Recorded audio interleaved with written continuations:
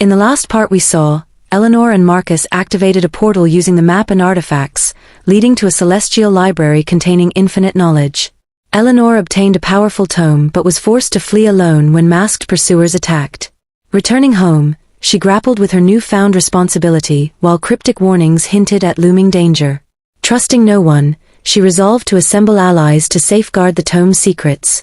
With enemies watching and worlds at stake, Eleanor vowed to protect humanity from the truths she now carried. Now let's continue part 3 of this story. The first rays of dawn filtered through the kitchen window as Eleanor sat at the table, staring at the tome resting in front of her. Its crystalline surface shimmered faintly, almost imperceptibly, as though it were alive and aware of her presence. She had spent hours poring over its pages, deciphering fragments that hinted at technologies capable of rewriting reality, and weapons potent enough to unravel it. Each revelation filled her with awe and dread in equal measure. Her burner phone buzzed again, snapping her out of her thoughts. This time, the message was from Marcus, or so she hoped. It read simply, "Safe. Meet me tonight. Same place." Relief washed over her, followed quickly by suspicion. Was this truly him, or another trap? The masked figure's leader had proven cunning, and Eleanor couldn't afford to let her guard down, not even for someone she trusted like Marcus. Still, she knew she couldn't face what lay ahead alone. Gathering her courage, she replied, "I'll be there." That evening, after ensuring Mark and Alex were settled in for the night, Eleanor slipped out of the house under the guise of running errands. Her pulse quickened as she drove to the abandoned warehouse where she'd last met Marcus. The streets were eerily quiet, the kind of silence that felt heavy with anticipation. Every shadow seemed to move just beyond her line of sight, every sound exaggerated by paranoia. When she arrived, Marcus was already waiting inside, his silhouette illuminated by the dim glow of a single bulb. He looked haggard, his usual composure replaced by tension etched into his features. "You made it," he said, his voice low but tinged with relief. "For now," Eleanor replied cautiously, closing the distance between them. "What happened back there? Who were those people?" Marcus hesitated before answering. "They're part of a larger network, call them custodians of forbidden knowledge. They've been hunting relics like the tome for centuries, making sure they don't fall into the wrong hands." "And you?" she pressed, narrowing her eyes. "Are you one of them?" "No," he said firmly. "But I know enough to understand why they're afraid. That book, it's more than just knowledge. It's a key to everything." His words sent a chill down her spine. Before she could respond, a sharp noise echoed from outside, a metallic clang, like someone kicking an empty can. Both of them froze, exchanging wary glances. "They found us," Marcus muttered, reaching for his weapon. Eleanor tightened her grip on the tome, her mind racing. If their enemies had tracked them here, then nowhere was safe. Not the warehouse, not her home, not even the celestial library itself. But as fear clawed at her chest, something else emerged alongside it, resolve. "Then we fight," she said, her voice steady despite the storm raging within her. "Because if we don't stop them, no one will." And with that, the battle for the fate of worlds began anew. The sound of footsteps echoed outside the warehouse, deliberate and measured. Eleanor's breath hitched as she moved instinctively toward the center of the room, clutching the tome tightly against her chest. Marcus positioned himself near the entrance, his weapon drawn but his stance cautious. Shadows danced along the walls, cast by the flickering bulb overhead, creating an eerie tableau that made it impossible to tell friend from foe. "They're not here for a chat," Marcus whispered, his eyes scanning the darkness beyond the door. "Whatever you're planning, do it fast." Eleanor nodded, her mind racing. She couldn't risk letting the tome fall into enemy hands, not after everything she'd sacrificed to protect it. But escaping wouldn't be enough. They needed leverage, something to turn the tide in their favor. Her gaze fell on the artifacts scattered across the table, the obsidian mirror, golden compass, and crystal shard. Though their energy had dimmed since activating the portal, they still held residual power. Perhaps they could serve one final purpose. "Cover me," she said softly, stepping toward the table. With trembling hands, she began arranging the artifacts in a triangular formation, mimicking the pattern she'd used to open the celestial portal. The air around her seemed to hum faintly, responding to her movements. "What are you doing?" Marcus hissed, glancing over his shoulder. "Buying us time," she replied without looking up. and maybe finding a way out. Before he could press further, the door burst open with a deafening crash. Masked figures poured into the room, their weapons raised and aimed directly at Eleanor and Marcus. Their leader stepped forward, his presence commanding even beneath the anonymity of his mask. "Hand over the tome," he demanded, his voice cold and unyielding. "Or we'll take it from your corpse." Eleanor straightened, meeting his gaze with steely determination. "You'll have to kill me first," she shot back, echoing her earlier defiance. But this time, there was no bluff in her tone, only resolve. The leader smirked, raising his weapon. "So be it." In that split second, Eleanor activated the artifacts. A surge of energy erupted from the triangle, sending out a shockwave that knocked the intruders off their feet. The room filled with blinding light, forcing everyone, including Marcus, to shield their eyes. When the glow subsided, a shimmering rift had opened in the center of the warehouse, its edges rippling like liquid starlight. "Go!" Eleanor shouted, grabbing Marcus's arm and pulling him toward the portal.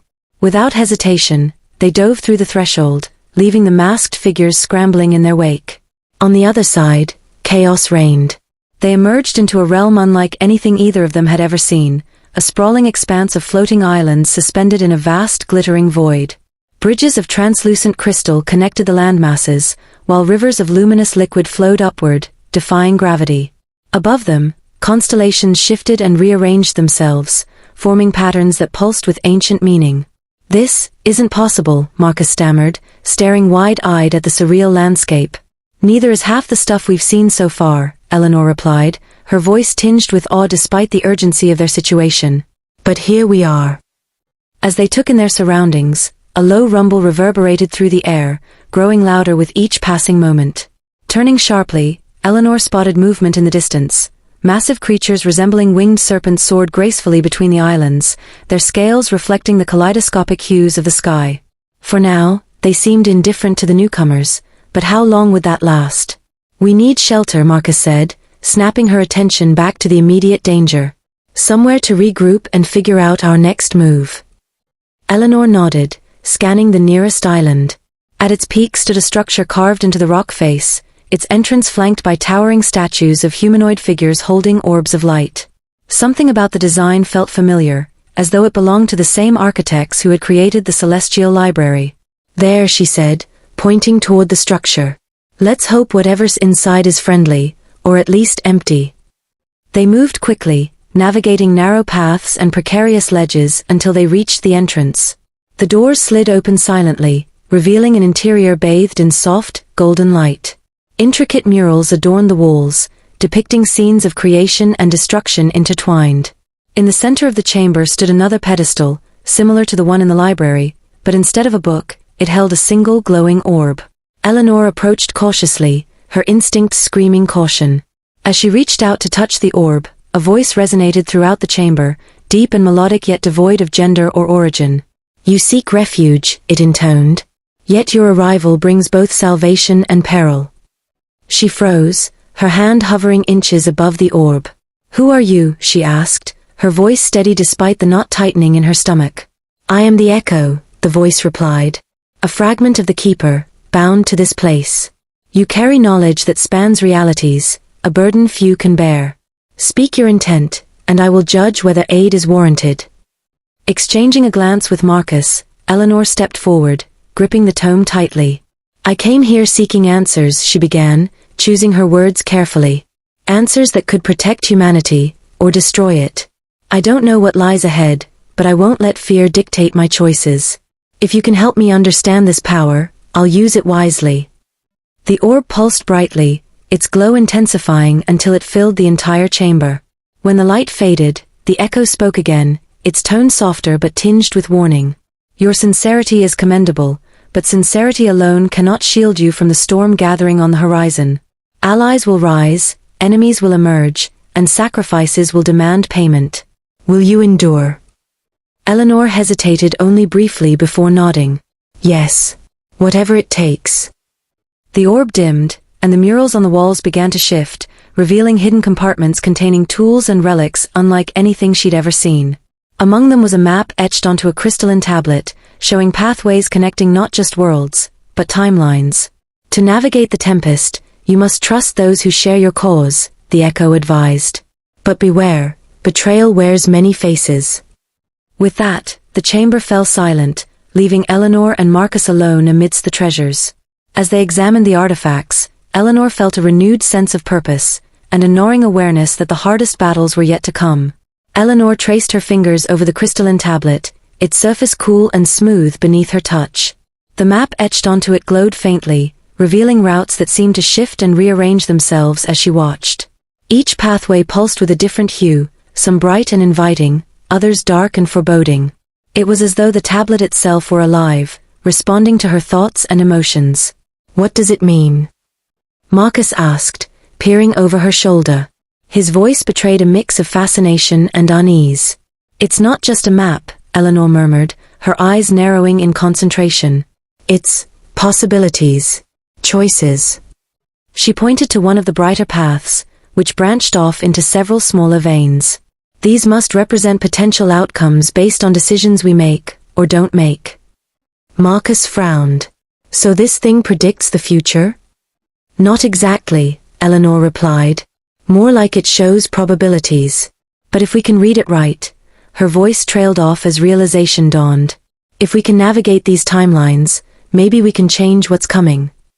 Before Marcus could respond, the ground beneath them trembled slightly, accompanied by a distant rumble that echoed through the chamber.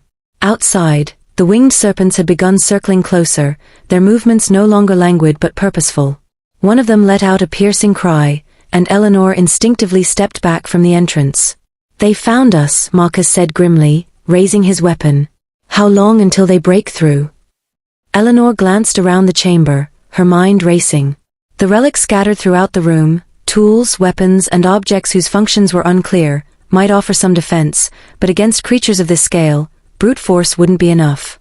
They needed something smarter, something unexpected. Her gaze landed on the glowing orb still resting on the pedestal. If the echo had deemed them worthy of aid, perhaps the orb itself held power beyond mere guidance. "We fight smarter," she said decisively, striding back toward the pedestal. "Help me figure out how to use these tools." Together, they began examining the artifacts. Some were immediately recognizable, blades forged from materials that shimmered like liquid metal, gauntlets etched with runes that pulsed with energy. Others defied explanation entirely, a sphere that emitted low-frequency vibrations when touched, a staff capped with a crystal that refracted light into dazzling patterns. As they worked, Eleanor couldn't shake the feeling that each item was designed for a specific purpose, one tied to the challenges ahead. "This might work," Marcus said suddenly, holding up a small device resembling a compass but with multiple dials instead of a single needle. When activated, it projected a holographic grid into the air, mapping out the surrounding area in real time. "It looks like a scanner. Could help us spot weak points or ambushes." Eleanor nodded approvingly before turning her attention back to the orb. Tentatively, she placed her hand on its surface, bracing herself for another surge of energy. Instead, warmth spread through her palm, and the murals on the walls lit up once more, displaying new images. This time they depicted battles, not between armies, but between individuals wielding the very tools now scattered around the chamber. "The echo is showing us how to use them," Eleanor realized aloud. She grabbed a blade adorned with intricate carvings and handed it to Marcus. "Here, try this."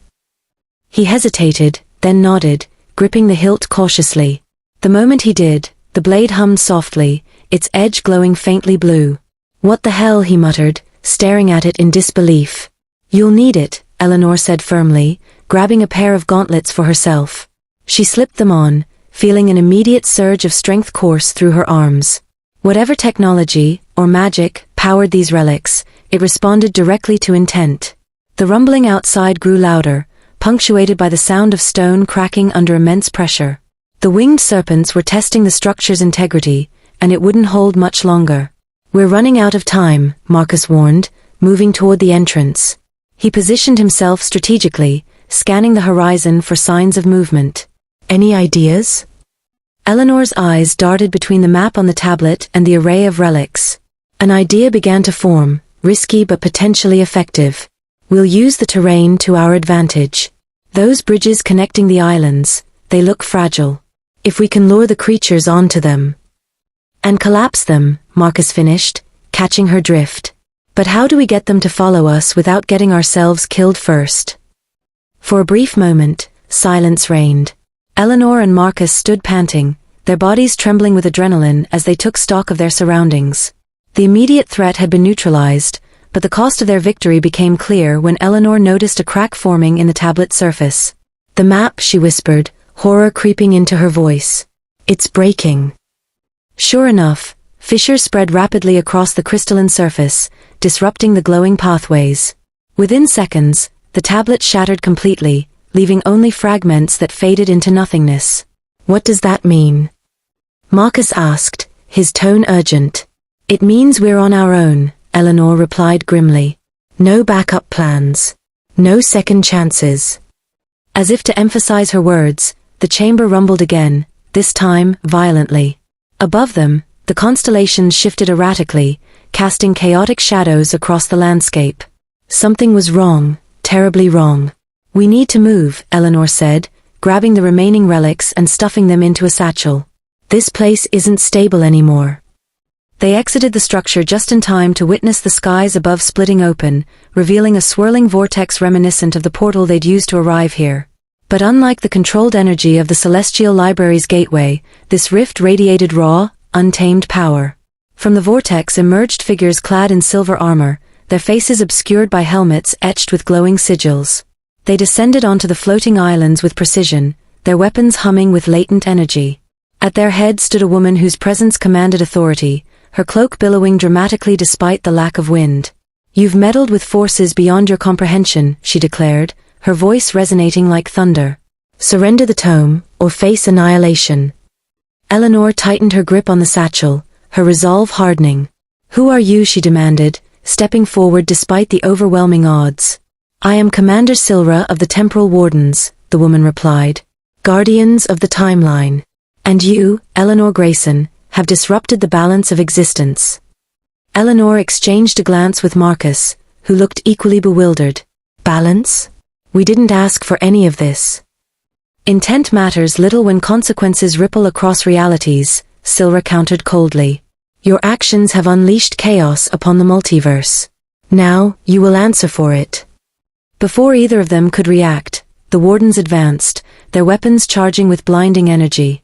Eleanor knew they couldn't win a direct confrontation, not against such overwhelming numbers. But surrender wasn't an option either. "Follow my lead," she whispered to Marcus, clutching the tome tightly. Then with a sudden burst of speed, she darted toward the nearest bridge shouting, "Run!" Eleanor's feet pounded against the crystalline bridge as she sprinted toward the next floating island, Marcus close behind. The Wardens gave chase, their silver armor gleaming ominously under the shifting constellations. Energy bolts zipped past them, shattering chunks of the fragile pathway and sending shards spiraling into the void below. "This isn't going to work," Marcus shouted, glancing over his shoulder at the rapidly closing distance between them and their pursuers. "We're outmatched." Eleanor didn't respond immediately, her mind racing for a solution. She clutched the tome tightly in one hand and the satchel of relics in the other, unwilling to let either fall into enemy hands. Ahead, the bridge narrowed precariously, its edges crumbling from the strain of the Warden's pursuit. "Trust me," she called back, spotting a jagged outcropping on the adjacent island. Without slowing down, she hurled the vibrating sphere, a relic they'd used earlier, onto the bridge behind them. As expected, the device emitted another deafening screech, destabilizing the already fragile structure. With an ear-splitting crack, the bridge collapsed entirely, sending several Wardens plummeting into the abyss. But Commander Silra wasn't deterred. She raised her hand, and the remaining Wardens leaped across the gap using some form of anti-gravity technology embedded in their boots. They landed effortlessly on the far side, continuing their relentless advance. "We need another plan," Marcus yelled, skidding to a halt beside Eleanor as they reached the edge of the island. Below them stretched an endless expanse of glittering nothingness, offering no clear escape route. Eleanor scanned the horizon frantically, her eyes landing on a distant spire rising from one of the larger islands. At its peak, faint blue light pulsed rhythmically, almost like a beacon. Something about it resonated with the energy emanating from the tome in her arms. "There," she said, pointing toward the spire. "That's our only shot." Marcus followed her gaze, skepticism etched across his face. "You think that thing can get us out of here?" "It has to," Eleanor replied grimly. "Otherwise, we're dead anyway." With renewed determination, they bolted toward the spire, dodging energy blasts and navigating treacherous terrain. The wardens were relentless, their movements precise and calculated. Every leap, every strike felt like a step closer to capture, or worse. As they neared the base of the spire, Eleanor noticed intricate carvings spiraling up its surface, similar to those in the Celestial Library. Symbols glowed faintly beneath her touch, responding to the tome's presence. She hesitated only briefly before beginning her ascent, climbing the smooth stone with surprising agility. Marcus followed closely, keeping watch for any sign of their pursuers. Reaching the summit, they found themselves standing before a circular platform etched with runes that matched those on the map's fragments. At the center stood a pedestal identical to the one holding the orb back in the chamber. Instinctively, Eleanor placed the tome onto it, triggering an immediate reaction. The air around them shimmered, and the platform began to hum with escalating intensity. Commander Silra appeared moments later, stepping onto the summit with an expression of cold fury. "You cannot escape destiny," she declared, raising her weapon. "The timeline demands order." Eleanor turned to face her, defiance blazing in her eyes. "Order at what cost? Sacrificing free will? Destroying entire worlds just to preserve your version of balance?" Silra's gaze hardened. "You speak of concepts you cannot comprehend. The multiverse is delicate, a single misstep could unravel everything." "And yet," Eleanor countered, clutching the tome protectively, "you claim authority over life and death, creation and destruction. Who decides what's right or wrong? You." Before Silra could respond, the platform surged with blinding light, enveloping the entire spire. Eleanor felt herself being pulled upward, her body weightless as the world around her dissolved into streaks of color and sound. Marcus grabbed her arm, anchoring them together as they ascended into the unknown. When the light faded, they found themselves in a vast ethereal plane unlike anything they'd encountered before. Stars floated freely, untethered by gravity, while rivers of liquid light flowed in impossible patterns. In the distance, massive gates loomed, each inscribed with symbols representing different timelines and realities. "What is this place?" Marcus whispered, his voice barely audible over the gentle hum of the surroundings. "The Nexus," Eleanor murmured, recognizing the term from the visions she'd seen in the Celestial Library. "A convergence point for all possible outcomes." Behind them, the temporal wardens materialized, led by Silra, who looked both enraged and awestruck. "You've brought us to the heart of existence itself," she spat. "Do you realize the chaos you've unleashed?" Eleanor ignored her, focusing instead on the gates. One in particular caught her attention, a towering archway radiating warm, golden light. Unlike the others, which flickered erratically, this gate seemed stable, inviting even. She didn't know why, but something deep within her, the same instinct that had guided her through every trial thus far, told her it was the key to everything. "We have to go through there," she said firmly, turning to Marcus. "It's our only chance." He nodded, trusting her judgment despite the uncertainty swirling around them. Together, they approached the gate, ignoring the shouts and warnings from the wardens. Just as they stepped through, Silra lunged forward, attempting to grab hold of Eleanor's satchel. Her fingers brushed the fabric, but it was too late, they were already through. On the other side, they emerged into a serene landscape bathed in soft sunlight. Rolling hills stretched endlessly, dotted with trees whose leaves shimmered like emeralds. In the distance, a city rose majestically, its architecture blending seamlessly with nature. People moved about peacefully, their expressions calm and content. For the first time in what felt like ages, Eleanor allowed herself to breathe deeply, taking in the tranquility of their surroundings. But the respite was short-lived. A figure approached them, a woman cloaked in flowing white robes, her presence radiating wisdom and authority. "You've come far, Eleanor Grayson," the woman said, her voice melodic yet commanding. "But the trials ahead will test not only your strength but your soul." Eleanor met her gaze, unflinching. "Who are you?" "I am the Weaver," the woman replied, "guardian of potential futures. And you, child, stand at the precipice of destiny. Choose wisely, for the threads of fate are yours to weave." As the Weaver's words hung in the air, "The threads of fate are yours to weave," Eleanor felt the weight of her newfound role settle heavily on her shoulders. The serene landscape surrounding her offered a fleeting moment of peace, but she knew it wouldn't last. Somewhere beyond the horizon, forces aligned against her were gathering strength, determined to reclaim the tome and restore their fragile version of order. Beside her, Marcus stood silent, his expression a mix of awe and unease as he took in the otherworldly city and its enigmatic inhabitants. The weaver watched them both with an unreadable gaze, her presence both comforting and foreboding. Whatever trials lay ahead, Eleanor realized, they would test not just her resolve but her very soul. For now though, she allowed herself a single steadying breath. She had come too far to turn back, and too much was at stake to falter. With the tome clutched tightly in her arms and Marcus by her side, she stepped forward into the unknown, ready to face whatever challenges awaited.